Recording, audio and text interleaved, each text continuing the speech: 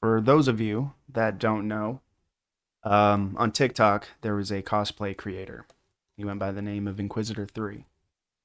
Um, he had some false allegations made about him, and the hate mob of the internet went and harassed him.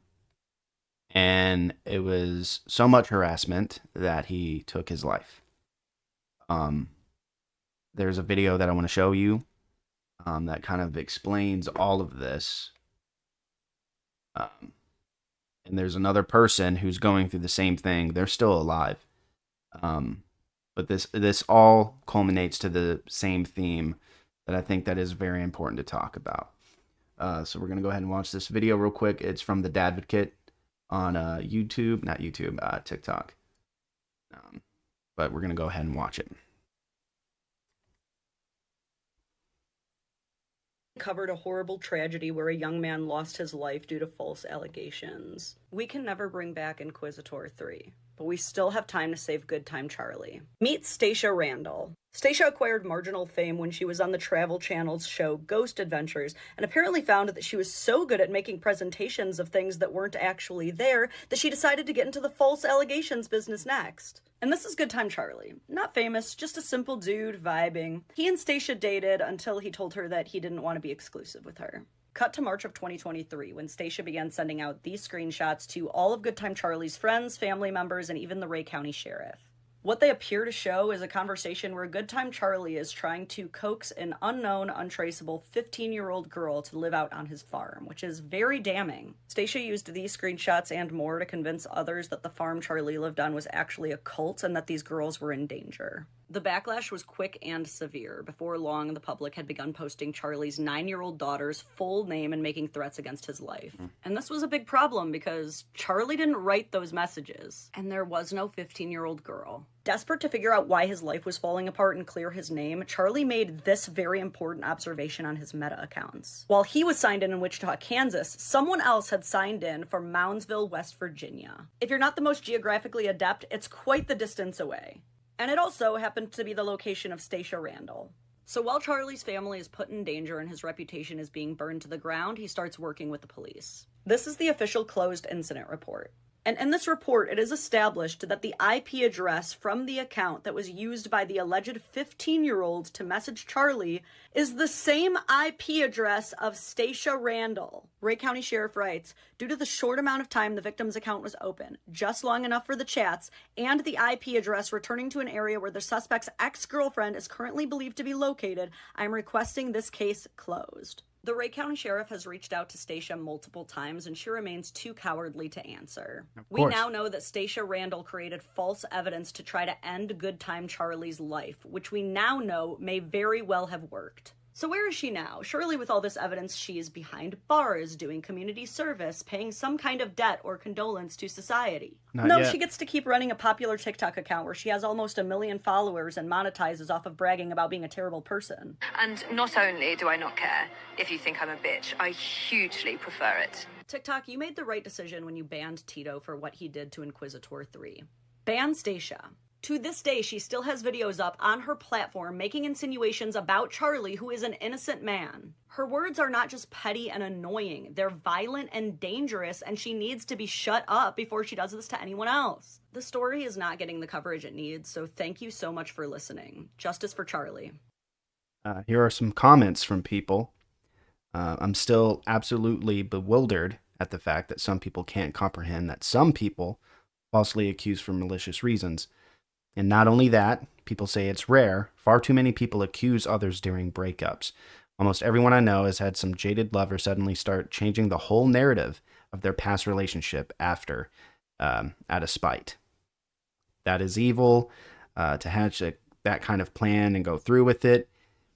There's more and more people coming to terms with the fact that a lot of these accusations coming out are not true.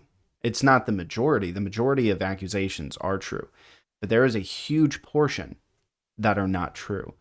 And it's out of spite. It's out of jealousy. It's out of hate. It's out of anger and regret. Whatever it could be, there's people who will validate and justify lying on someone because they're hurt and they want the person that hurt them to hurt just as much. And they can't do it with the truth. They go with lies. They immediately go with lies. What is the worst thing that I could do to hurt this person? And it's to falsely accuse a man.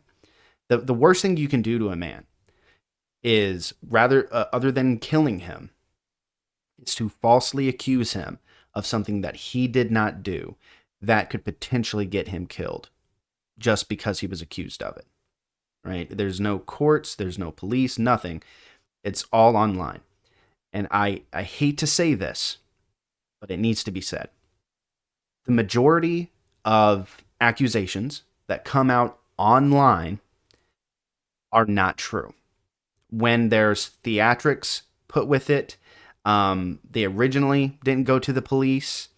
All this stuff. They originally weren't going to go to the police. They just wanted to set them up, right? But it's more often than not, they rarely ever go to the police. They just post it on their social media. They give a one-sided account of their accusation, and you never get to hear from the other side. The other person is automatically guilty, right? And this reputation destruction that happens with men, it is a problem, right? False accusations can kill you. False accusations can ruin your life, ruin your ability to earn a living. It can ruin someone's life. And we don't hold these people accountable. The reason why there's an uptick in this is because there's really no repercussions for lying about someone like this. You might get a slap on the wrist, but you would never get the punishment that someone you're falsely accusing would get if they were found guilty.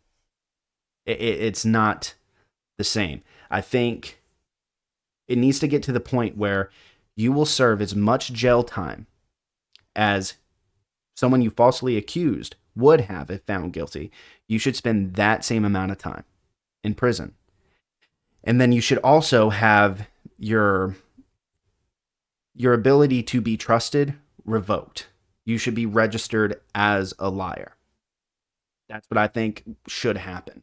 You should be registered as a liar so people can actually be like, okay, they were registered as someone who made a false accusation to the police.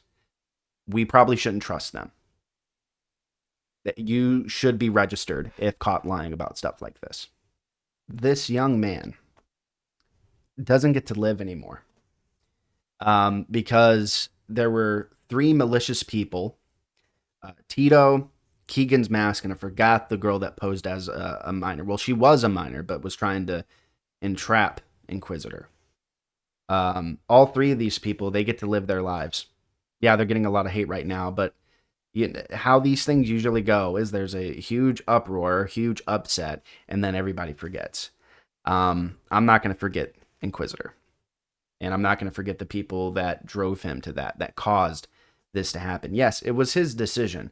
But until you're facing that, until you are at the brunt of tons of hate and people accusing you of things that you are not guilty of, wait till you get there.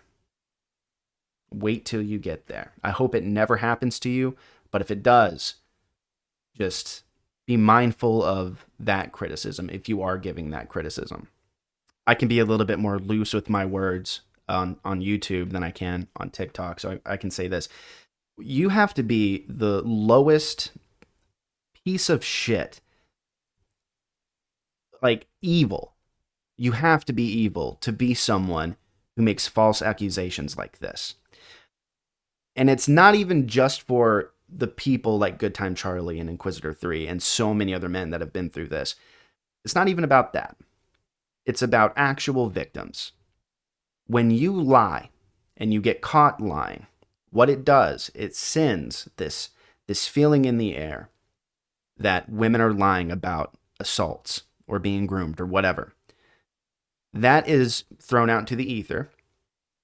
And now, with that feeling, there will be, it's not potentially, there will be women telling the truth, and they will not be believed. Nobody will look into their stories because it's happening too much, way too much. There's an accusation that you believe right now that is probably false.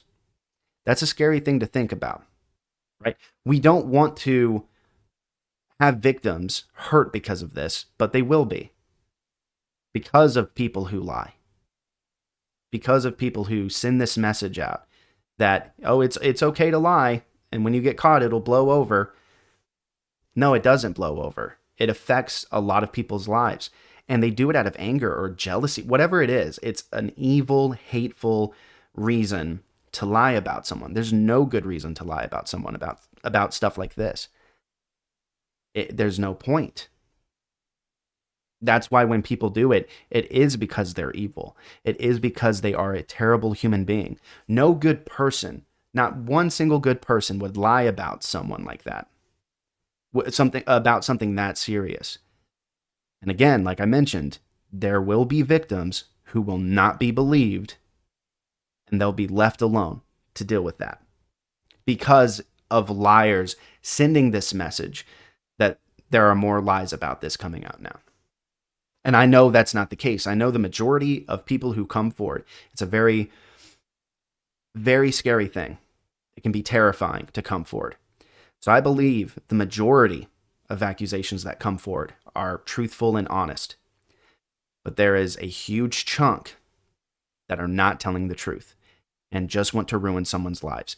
It's usually an ex-girlfriend who is jaded, who is upset, who is angry, and wants to seek revenge and get revenge on someone they feel like hurt them. It's disgusting. If you, whoever's watching this, if you're a woman and you have lied about a man, do the right thing and tell on yourself. Say that you lied, right? That is the only justice in this situation.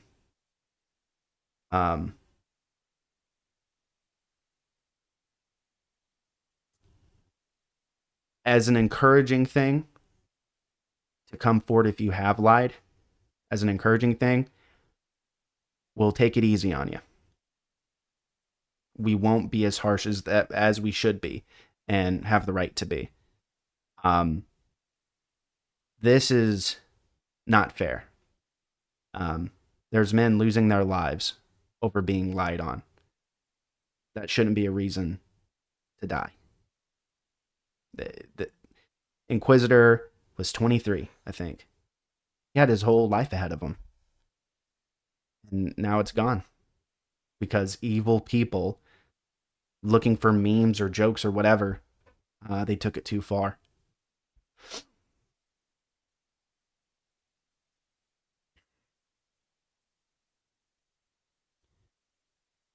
Like, it's gotten to the point where I'm not going to automatically believe any accusations anymore. I'm not gonna distrust, and I'm not gonna automatically hand wave it, but I am gonna do my due diligence more. I can't. I will not live with the responsibility of someone taking their life because I decided to believe a lie. So yeah, that's really all I have to say. I'm setting up a panel to talk about this further. But yeah, rest in peace, Inquisitor. And if you want to prevent something like this from happening again, do your due diligence and don't automatically believe people. Just because a girl is crying doesn't mean they're telling the truth. All right? You have to look at the motives. You really do. We can't just automatically believe anymore. It's dangerous. It's ending lives of innocent people that don't deserve to die that young. You guys have a good one.